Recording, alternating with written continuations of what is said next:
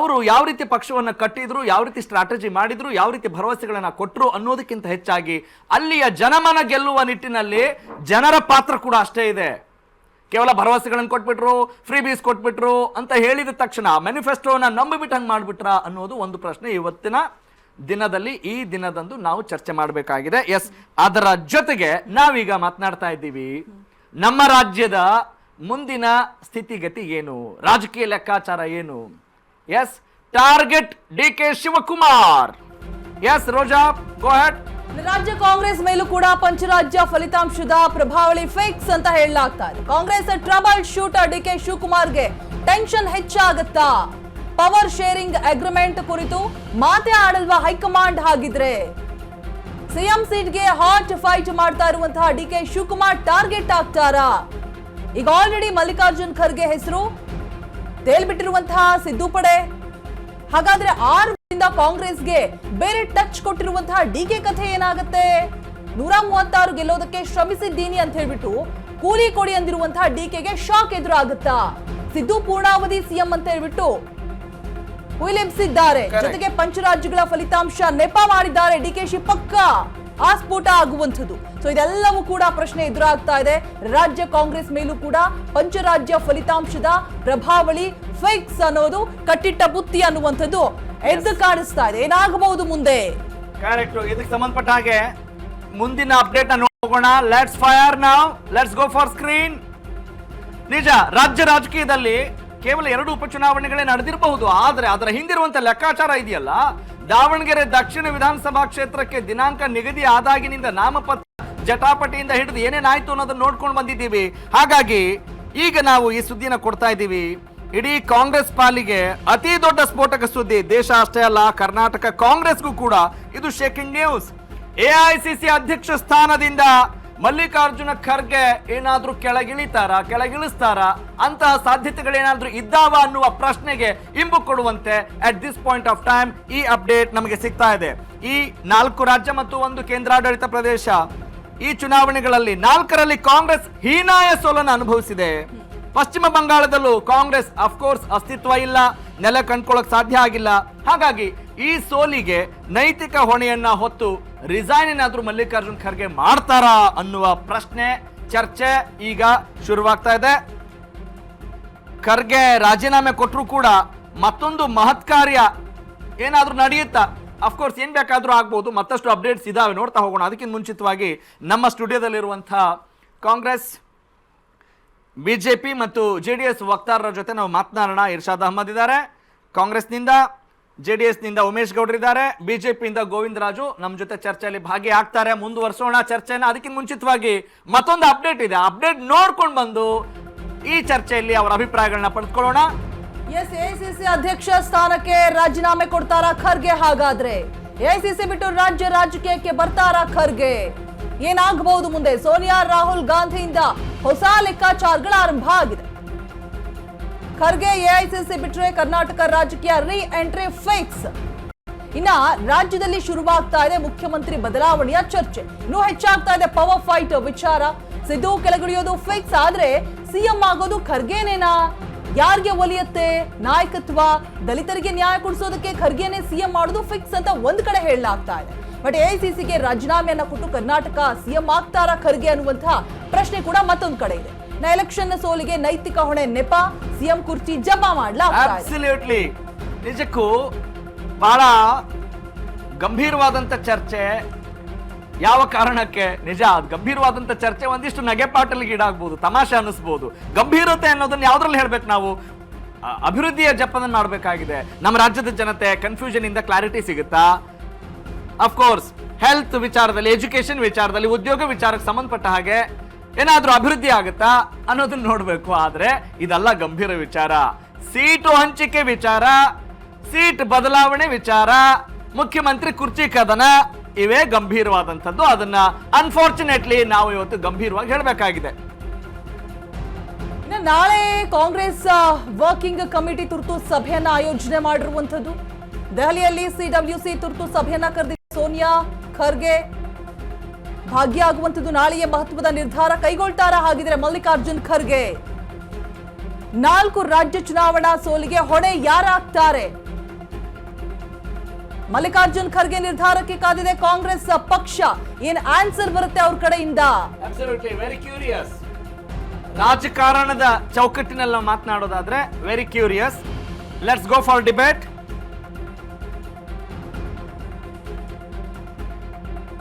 CWC ತುರ್ತು ಸಭೆಯನ್ನ ಕರೆದಿದ್ದಾರೆ ಸೋನಿಯಾ ಗಾಂಧಿ. ಹಾಗಾದ್ರೆ ಈ ಮೀಟಿಂಗ್ ಯಾವ ರೀತಿ ಇಂಪಾರ್ಟೆಂಟ್ ಆಗ್ಬೋದು? ಅಫ್ಕೋರ್ಸ್ ಚುನಾವಣೆ ಮುಗ್ದಿದೆ, ರಿಸಲ್ಟ್ ಬರ್ತಾ ಇದೆ, ಆಮೇಲೆ ಅವ್ರ ಸ್ಥಿತಿ ಏನಿದೆ, ಅಸ್ತಿತ್ವ ಹೇಗಿದೆ, ರಾಷ್ಟ್ರ ಮಟ್ಟದಲ್ಲಿ ಒಂದು ದೊಡ್ಡ ಪಕ್ಷವಾಗಿ ಹೊರಹೊಮ್ಮಿರುವಂತ ಕಾಂಗ್ರೆಸ್ ಈ ಸ್ಥಿತಿಗೆ ಬರೋ ಕಾರಣ ಏನು ಅನ್ನೋದ್ರ ಬಗ್ಗೆ ಅವಲೋಕನ ಮಾಡ್ಕೊಳ್ತಾರಾ ಬಿಡ್ತಾರಾ? ಆದರೆ ಎದುರಾಳಿ ಪಕ್ಷಗಳಿಗೆ ಏನಾಗುತ್ತೆ ಅನ್ನೋದನ್ನ ನಾವು ನೋಡೋಣ. ಎಸ್, ನಾವು ಉಮೇಶ್ ಗೌಡ್ರನ್ನ ಮಾತಾಡ್ತೀನಿ. JDS ಈಗೆಲ್ಲ ಅಪ್ಡೇಟ್ಸ್ನ ನೋಡ್ತಾ ಇದ್ರಿ, ಪಾಯಿಂಟ್ಸ್ನ ಗಮನಿಸಿದ್ರಿ. ಇವತ್ತಿನ ಈ ಎಲ್ಲ ಚುನಾವಣಾ ಫಲಿತಾಂಶದ ಈ ಅಲ್ಲೋಲ ಕಲ್ಲೋಲ ಎಲ್ಲವನ್ನು ಗಮನಿಸಿದಾಗ ಈಗ at this point of time ಯಾವುದು ತುಂಬಾ ನಿಮಗೆ ಟಾಪ್ 5 ಅಲ್ಲಿ ಏನು ಓಡ್ತಾ ಇದೆ? ಏನಂದ್ರೆ ಇಡೀ ರಾಜ್ಯದಲ್ಲಿ, ಇಡೀ ರಾಷ್ಟ್ರದಲ್ಲಿ ಈಗ ಒಂದು BJP ಅಲೆ ಏನಿದೆ, ಮೋದಿಯವರ ಅಲೆ ಸುನಾಮಿ ಥರ ಓಡ್ತಾ ಇದ್ದಿದ್ದು.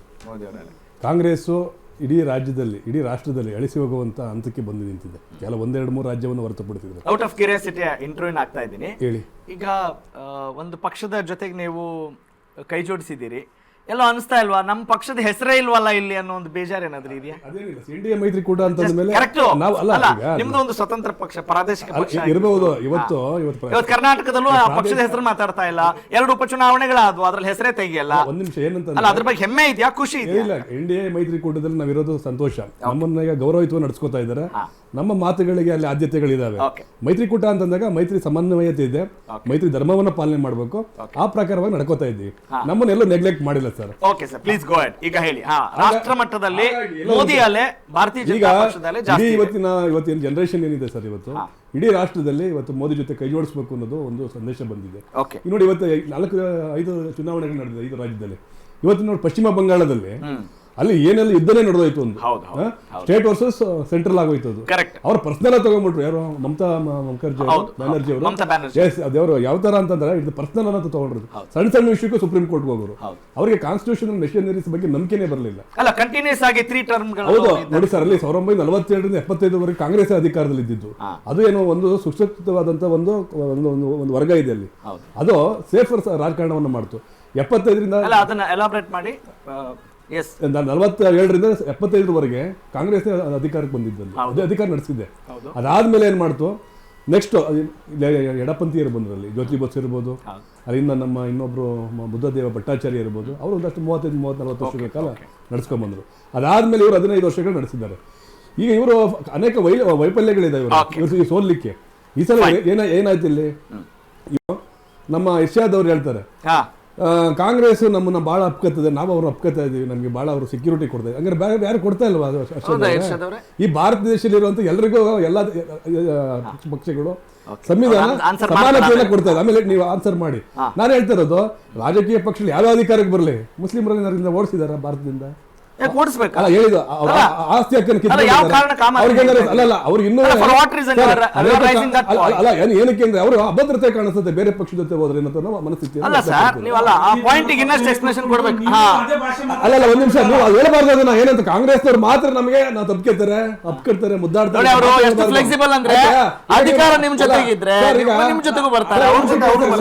ಮುಸ್ಲಿಮರ ಬಗ್ಗೆ ಹೆಚ್ಚಿನ ನಾವು ಆದ್ಯತೆ ಕೊಟ್ಟರು ನಮ್ಮ ಪಕ್ಷ, ನಮ್ಮ ದೇವೇಗೌಡರು. 4% ಮೀಸಲಾತಿಯನ್ನು ಆದ್ಯತೆ ಕೊಟ್ಟರೆ ಯಾಕೆ ಅವ್ರು ನಿಮ್ಮನ್ನ ಸಿಎಂ ಇಬ್ರಾಹಿಂ ಅವ್ರನ್ನ 96 ಅವನ ಕೇಂದ್ರ ಸಚಿವರು ಮಾಡಿದಂತ ಇದೇ ದೇವೇಗೌಡರು. ಜಮೀರ್ ಅಹಮದ್ ಅವರು ಏನು ರಾಷ್ಟ್ರ ನಾಯಕರು ಹೊರಹೊಮ್ಮಿದ್ದಾರೆ. ಇದಕ್ಕೆ ರಿಸರ್ವೇಶನ್ ಕೊಟ್ಟವರು ಕೂಡ JDS. ಆಯ್ತಾ? ಅದಾದ್ಮೇಲೆ ರೋಷನ್ ಬೇಗ್ ಅವರನ್ನ ಹೋಮ್ ಮಿನಿಸ್ಟರ್ ಮಾಡಿದ್ದಾರೆ ಇದೇ ದೇವೇಗೌಡರು. ಗಂಗಾವತಿ ಶಾಸಕರಾದ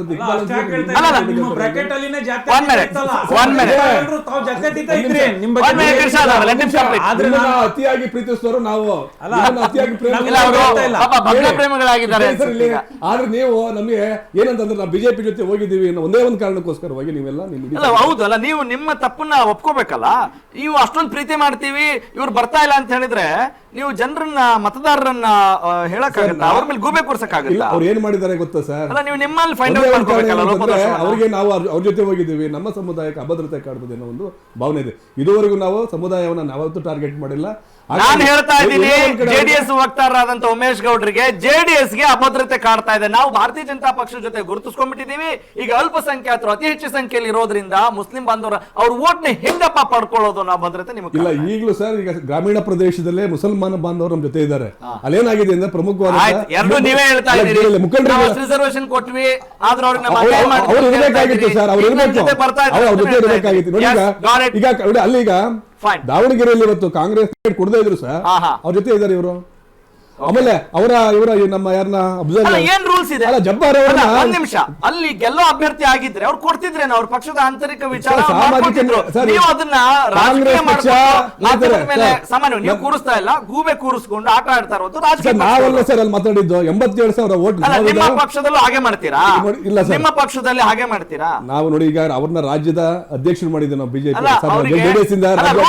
ಕೊಡ್ಲೇಬೇಕು ಅಂತ ಏನಾದ್ರು ರೂಲ್ಸ್ ಇದೆಯಾ? ಅಲ್ಲ ಬಹುಸಂಖ್ಯಾತರು ಸರ್ ಅಲ್ಲಿ 87,000 ವೋಟ್ ಇದೆ, ಕೊಡ್ಬೇಕಲ್ಲ. ಅಲ್ಲ ಅದು ಅವ್ರ ಪಕ್ಷ ತೀರ್ಮಾನ ಮಾಡುತ್ತೆ. ಅವ್ರಿಗೆ ಹಾಗಾದ್ರೆ ಇಷ್ಟು ವರ್ಷದ ಮನ್ನಣೆ ರಾಷ್ಟ್ರೀಯ ಪಕ್ಷ ಅವರೇ ಇದನ್ನ ವಿಚಾರನ ಬೀದಿ ತಗೊಂಡ್ಬಂದಿದ್ದು ಏನಂತ ನಮ್ 82,000 ಜನ ನಮ್ಮ ಮತದಾರರಿದ್ದೀವಿ, ನಮ್ಮ ಸಮುದಾಯಕ್ಕೆ ಅವ್ರು ನ್ಯಾಯ ಕೊಡ್ಲಿಲ್ಲ, ಸಾಕಷ್ಟು ಭಿನ್ನಾಭಿಪ್ರಾಯ ಬಂತು. ಜಮೀರ್ ಅಹಮದ್ ಅವ್ರಿಗೆ ಹೋಗ್ಲಿಲ್ಲ, ಕೊನೆ ಟೈಮಲ್ಲಿ ಹೋಗಿ ಊಟ ಮಾಡ್ಕೊಂಡ್ ಬಂದ್ರು, ಕಬಾಬ್ ತಿನ್ಕೊಂಡ್ ಬಂದ್ರು, ಏನ್ ಮಾಡ್ಕೊಂಡ್ ಬಂದ್ರು, ಚುನಾವಣಾ ಪ್ರಚಾರ ಮಾಡಿದ್ರಲ್ಲ. ಆಮೇಲೆ ನಿಮ್ಮ ಪಕ್ಷದಲ್ಲಿ ನಡೀತಾ ಇದೆ ನಜೀರ್ ಅವ್ರನ್ನ ಕಿತ್ತಾಕ್ತಾರೆ, ಅವ್ರನ್ನ ರಾಜೀನಾಮೆ ಕೊಡಿಸ್ತಾರೆ. ಅವರು ಅದನ್ನ ಹೇಳ್ತಿದ್ದಾರೆ, ನಮ್ಮ ಪಕ್ಷದಲ್ಲಿ ಶಿಸ್ತನ್ನ ಕಾಪಾಡದೆ ಹೋದ್ರೆ ನಾವು ಆಕ್ಷನ್ ತಗೊಳ್ತೀವಿ ಅಂತಾರೆ ಅವರು. ಆಯ್ತು ಸರ್, ಅಲ್ಪಸಂಖ್ಯಾತ ಘಟಕವನ್ನ ವಿಸರ್ಜನೆ ಮಾಡ್ತಾರಲ್ಲ ಸರ್, ಇನ್ನೂ ಅವ್ರು ಕಾಂಗ್ರೆಸ್ ಜಪ ಮಾಡ್ತಾ ಇದ್ದಾರೆ. ಹಂಗ ನೀವು ಖುಷಿಯಾಗಿರ್ಬೇಕಲ್ವಾ? ಈಗ ಖುಷಿಯಾಗಿರ್ಬೇಕು. ನೀವು ಭಾರತೀಯ ಜನತಾ ಪಕ್ಷದ ಜೊತೆ ನೀವು ಒಪ್ಕೊಂಡಿದ್ದೀರಿ, ಮಾಡ್ತಾ ಇದ್ದೀರಿ. ಅವ್ರು ಯಾಕೆ ಈಗ ನೆಗೆಟಿವ್ ಶಾಡ್ ಯಾಕೆ ತೋರಿಸ್ಬೇಕು? ಬಿಜೆಪಿ ತೋರಿಸಬಾರ್ದು. ಅವರು ಈಗ ಬಹುಸಂಖ್ಯಾತರನ್ನ ಪ್ರೀತಿಸಿ ಒಂದೇ ಕಾರಣಕ್ಕಾಗಿ ಈಗ ನಕಾರಾತ್ಮಕ ಭಾವನೆ. ವಕ್ತಾರರ ಒಂದು ಸಾರಾಂಶ ಏನು ಅಂತ ಹೇಳಿದ್ರೆ ಅವರ ರಿಯಾಕ್ಷನ್ ಅಲ್ಲಿ ಓವರ್ ಆಲ್ ಸದ್ಯಕ್ಕೆ ನೋಡ್ತಾ ಇದ್ರೆ ಮೋದಿ ಅಲೆ ಇನ್ನೂ ಕೂಡ ಜಾಸ್ತಿ ಇದೆ, ಎಲ್ಲೂ ಕಮ್ಮಿ ಆಗಿಲ್ಲ. ಭಾರತೀಯ ಜನತಾ ಪಕ್ಷಕ್ಕೆ ತನ್ನದೇ ಆದ ಮಾನ್ಯತೆ ಇದೆ.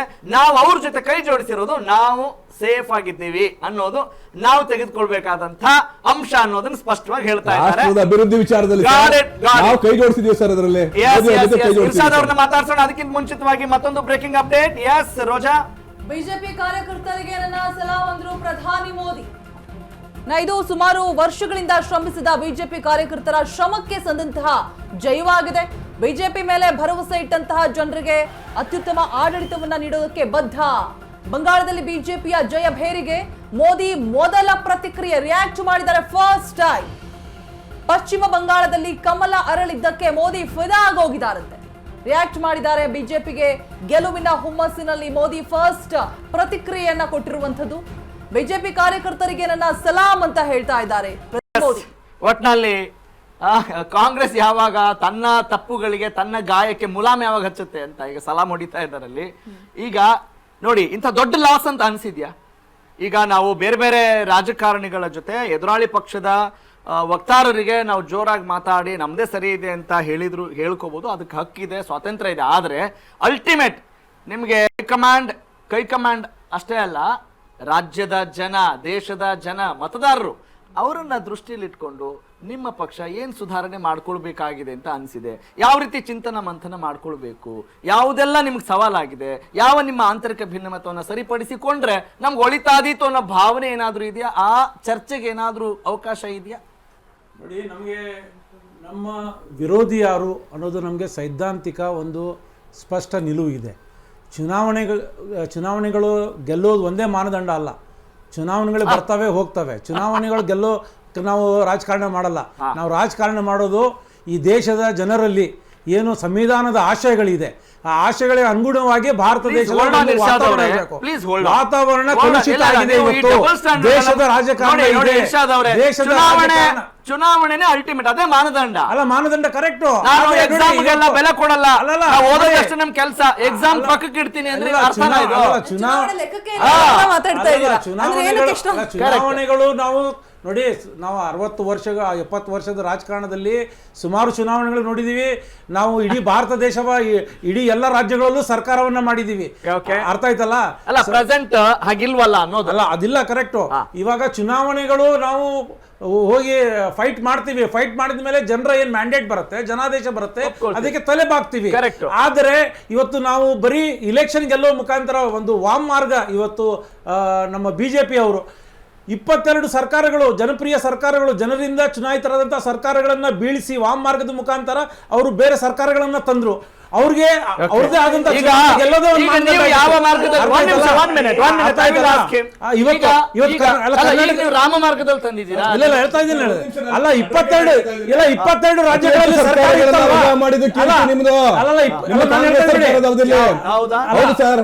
ರಾಜ್ಯ ಸರ್ಕಾರಗಳನ್ನ ವಜಾ ಮಾಡಿ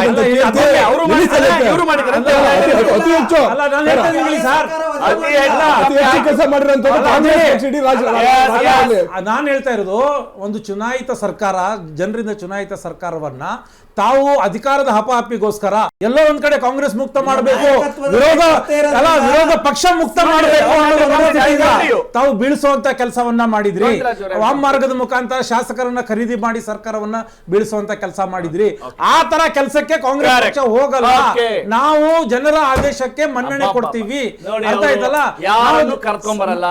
ಚುನಾವಣೆ ಅಂದ್ರೆ ಏನೋ ನಡಿಬೇಕಲ್ಲ, ನಡೆಯುತ್ತೆ. ಅಲ್ಲ ಸರ್, ಕೋಮುವಾದಿ ಪಕ್ಷದ ಜೊತೆನಲ್ಲಿ ನಮ್ದು ಹೋರಾಟ ನಿರಂತರ. ಯಾಕೆ ಪದೇ ಬಿಜೆಪಿ ಕೋಮುವಾದಿ ಪಕ್ಷ ಅಂತೀರಾ ಸರ್? ಕೋಮುವಾದಿ ಪಕ್ಷ ಅಲ್ಲ ಸರ್, ಕಾಂಗ್ರೆಸ್ ಪಕ್ಷ ಕೋಮುವಾದಿ ಪಕ್ಷ ಸರ್.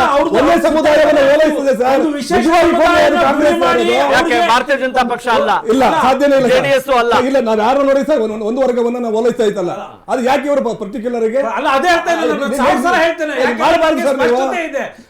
ಒಂದು ವಿಶೇಷ ಸಮುದಾಯವನ್ನ ಗುರಿ ಮಾಡಿ ಅವ್ರ ವಿರುದ್ಧನೇ ನೀವು ಇದನ್ನ ಮಾಡಿ ಮತಗಳ ಧ್ರುವೀಕರಣ ಮಾಡೋದು, ಪೋಲರೈಸೇಷನ್ ಮಾಡೋದು ಬಿಟ್ಟರೆ ನೀವೇನು ಮಾಡಕ್ಕಾಗಲ್ಲ. ಏನು ಮಾಡಕ್ಕಾಗಲ್ಲ. ಒಂದು 5-6 ನಿಮ್ಗೆ ರಾಜಕಾರಣನೇ ಮಾಡಕ್ಕಾಗಲ್ಲ. Okay, I got it. I can understand. 1 minute. ನಿಮಗೆ ಕರೆಕ್ಟ್. ಎಲ್ರಿಗೂ ಅವ್ರದೇ ಆದಂತಹ ತಪ್ಪು ಸರಿ ಎಲ್ಲವೂ ಇದ್ದೇ ಇರುತ್ತೆ. ಈಗ ಅನಲೈಸ್ ಮಾಡುವಾಗ ನಮ್ಮ ತಪ್ಪುಗಳನ್ನ ಕಂಡ್ರೆ ಅದನ್ನು ಒಪ್ಪಿಕೊಂಡ್ರೆ ಆಗುವಂತ ಅನಾಹುತ ಏನು? ಅಲ್ಲ, ನಾವು ತಪ್ಪುಗಳು ನೋಡಿ, ಯಾಕೆ ರಾಜಕಾರಣದಲ್ಲಿ ಸಾಧ್ಯ ಆಗಲ್ಲ? ಯಾಕಾಗಲ್ಲ? ಆಗತ್ತೆ. ನಮ್ಮ ತಪ್ಪುಗಳು ನಾವು ಆತ್ಮಾವಲೋಕನ ಮಾಡ್ಕೋತೀವಿ. ಎಲ್ಲಿ ತಪ್ಪಾಗಿದೆ, ಜನರು ಸ್ಪಂದಿಸುವ ಸಮಯದಲ್ಲಿ, ಜನರ ಹತ್ರ ಹೋಗುವ ಸಮಯದಲ್ಲಿ ನಮ್ಮಿಂದ ಏನ್ ಪ್ರಾಬ್ಲಮ್, ಜನ ನಮ್ಗೆ ಯಾಕೆ ತಿರಸ್ಕಾರ ಮಾಡಿದ್ರು, ಅದ್ರ ಬಗ್ಗೆ ನಾವು ನೋಡಿ, ಅದರ ಬಗ್ಗೆ ನಮ್ಮ ನಾಯಕರು, ನಮ್ಮ ಶೀರ್ಷ ನಾಯಕತ್ವ ಕೂತ್ಕೊಳ್ಳುತ್ತೆ, ಪರಾಮರ್ಶೆ ಮಾಡುತ್ತೆ, ಚರ್ಚೆ ಮಾಡಿ ಅದ್ರ ಪ್ರಕಾರ ಇದನ್ನ ಒಂದು ಸಂವಾದವಾಗಿ ಮಾಡೋಣ, ಆರೋಗ್ಯಕರ ಚರ್ಚೆ ಮಾಡೋಣ. ಈಗಲೂ ಕೂಡ ನೀವು ಜನರ ಮುಂದೆ ಇರೋದು, ನೀವೇ ನಾಯಕರೇ, ಕಾಂಗ್ರೆಸ್ನಿಂದ ಪ್ರತಿನಿಧಿಯಾಗಿ ಇಲ್ಲಿ ಬಂದಿದ್ದೀರಿ ಅಲ್ವೇ? ಹಾಗಾಗಿ ನಿಮ್ಮ ತಪ್ಪುಗಳನ್ನು ಹೇಳ್ಕೊಂಡು ಒಪ್ಕೊಂಡು ಜನ ಯಾವಾಗ್ಲೂ ಅಷ್ಟೇ, ಯಾರು ಟ್ರೂತ್ಫುಲ್ ಆಗಿರ್ತಾರೋ ಅಥವಾ ತಪ್ಪನ್ನು ಒಪ್ಕೊಂಡಾಗ ಬೇಗ ಕ್ಷಮಿಸ್ತಾರೆ. ಅದು ಪ್ರಜಾಪ್ರಭುತ್ವ ಒಂದು ವೈಶಿಷ್ಟ್ಯ. ಅದು ಅರ್ಥ ಆಯ್ತಲ್ಲ? ಹೌದು. ನಮ್ಗೆ ನಮ್ಮಿಂದ ತಪ್ಪಾದ್ರೆ ಅವರು ನಮ್ಗೆ ಸರಿಯಾದ ಪಾಠ ಕಲಿಸ್ತಾರೆ. ಅದು ಅವ್ರಿಗೆ ಹಕ್ಕು. ಇವತ್ತು ಮುಖಾಂತರ ಲಕ್ಷಗಟ್ಟಲೆ ಮತಗಳನ್ನ ಮತದಾರ ಪ್ರೊಸೆಸ್ ಇಂದ ದೂರಿಡುವಂತಹ ಈಗ ರಾಜ್ಯದ 2 ಕ್ಷೇತ್ರಗಳಿಗೆ ನಡೆದಂತ ಉಪಚುನಾವಣೆಯ ಆ ಖುಷಿಯಲ್ಲೂ ನೀವು ಕಳ್ಕೊಳ್ತಾ ಇದ್ದೀರಾ? ಇಲ್ಲ ಅಲ್ವಾ?